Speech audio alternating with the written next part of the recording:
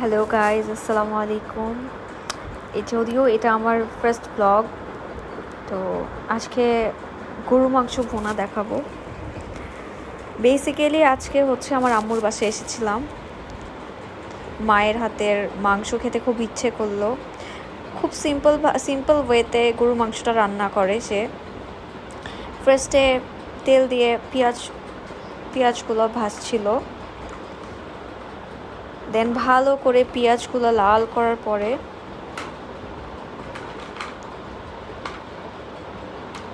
এখানে আদা বাটা রসুন বাটা একসাথেই মিক্সড করা হয় আমাদের বাসায়।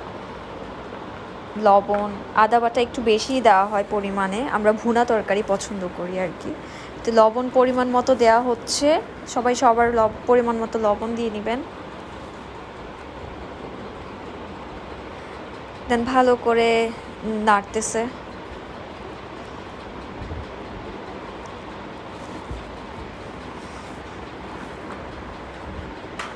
তারপর এটা মরিচের গুঁড়া দেওয়া হলো। দেন হলুদের গুঁড়া পরিমাণ মতো দিয়ে দিব।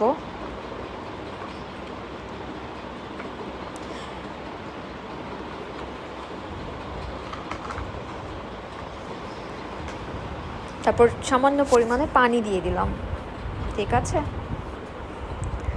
সামান্য পরিমাণে পানি দিয়ে ভালো করে নেড়ে চেড়ে এখন দেয়া হলো রাঁধুনি গরুর মিক্সড মশলা। এটা আমরা সব সময় গরুর মাংস, মুরগির মাংস এগুলোতে আমরা ইউজ করি। রাঁধুনি মশলাটাতে সব কিছু দেওয়া থাকে। তো এখন আমরা গরুর মাংসটা দিয়ে দিলাম।